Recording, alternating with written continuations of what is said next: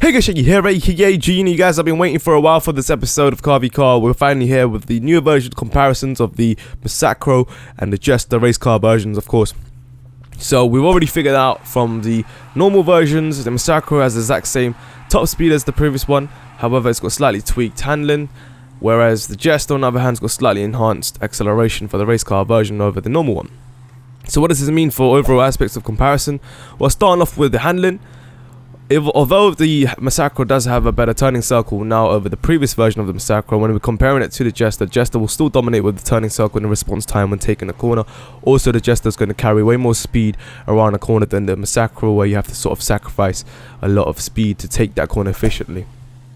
Although, you know, the Massacro racecar version is more comfortable when taking a corner than the previous Massacro version, the Jester is still dominant. Especially now with the greater acceleration, you're going to get the efficiency because it's more predictable when the car is going to understeer rather than oversteer with the previous Jester version. So with that comfortability of knowing what the car is going to respond like on every corner, Jester certainly has the efficiency for handling.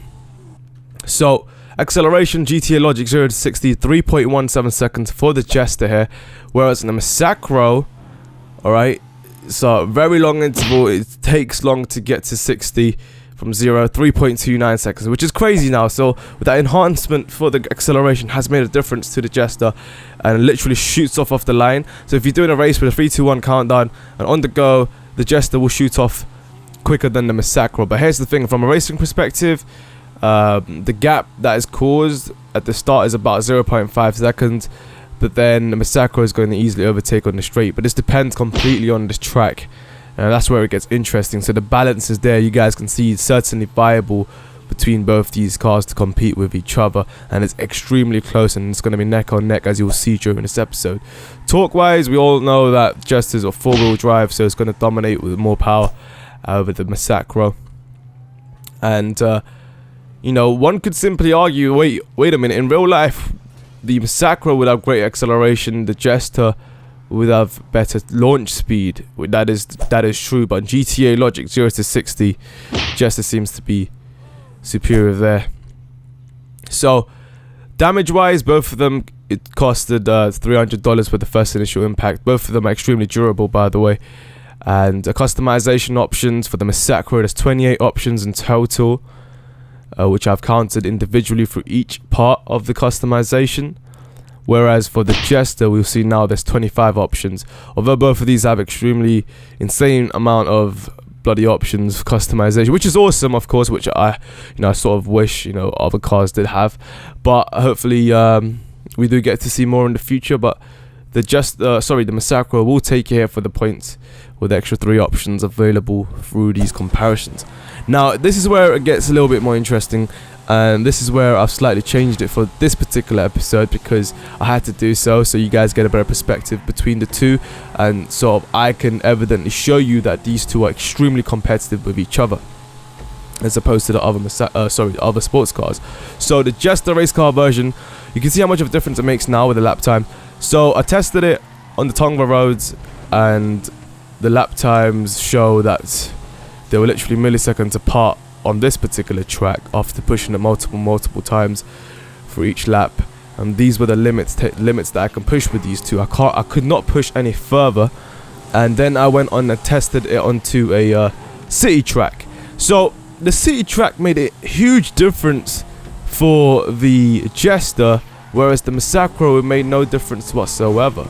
Now we all know the Massacro is a very heavy car and it sticks to the ground firmly, so it doesn't really get, affected by bumps or grass patches as much as it does with the Jester. The Jester actually takes advantage of the variables given on the track. So any little bump through the acceleration when you shoot out of a corner, it benefits the Jester more than the Massacro for some reason. And I have noticed that many times because when I exit out of a corner, when I'm behind a Massacro with the race car version of the Jester, I seem to easily overtake every time I hit a little bump on the ground and when the road is not flat. So you can see there's a sort of advantage that the Jester has already through its acceleration, the way the car's suspensions work, sort of similar to the Zentorno in fact.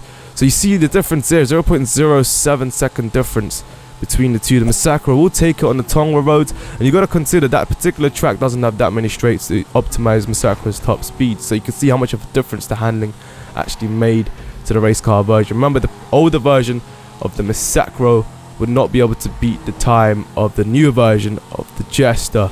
That's where you also need to understand. So on the city tracks, on this particular sort of circuit track, I guess, on Komodo Grand Prix, this is my race, there's few sections where there's slightly, you know, bumps, and you'd expect this on city roads.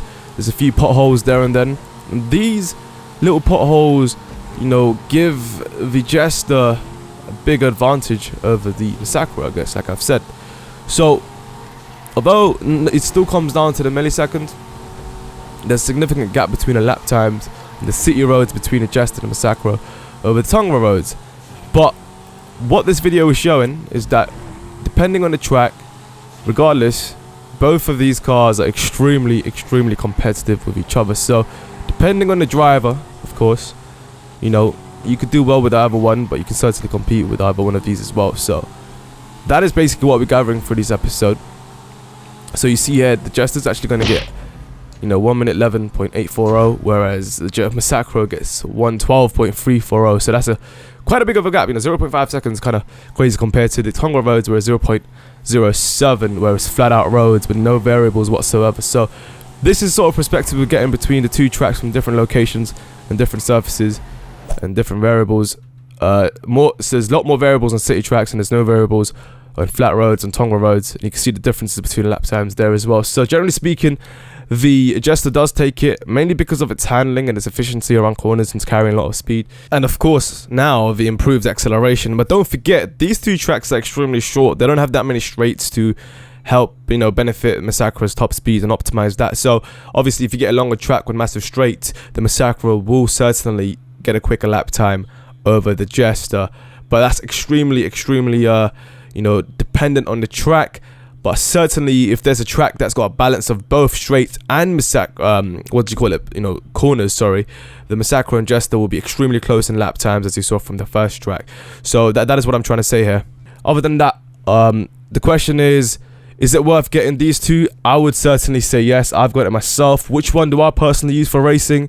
For my driving style, I prefer the Jester, but equally speaking, I don't mind using the Massacro as well. Time to time, certainly viable as well. So definitely buy both. I would suggest to buy both, and certainly replace your old ones, because these two are certainly better than the older versions. So hopefully you guys have a better understanding between the two now, and have seen this comparison and understand different point of views and different aspects of the cars.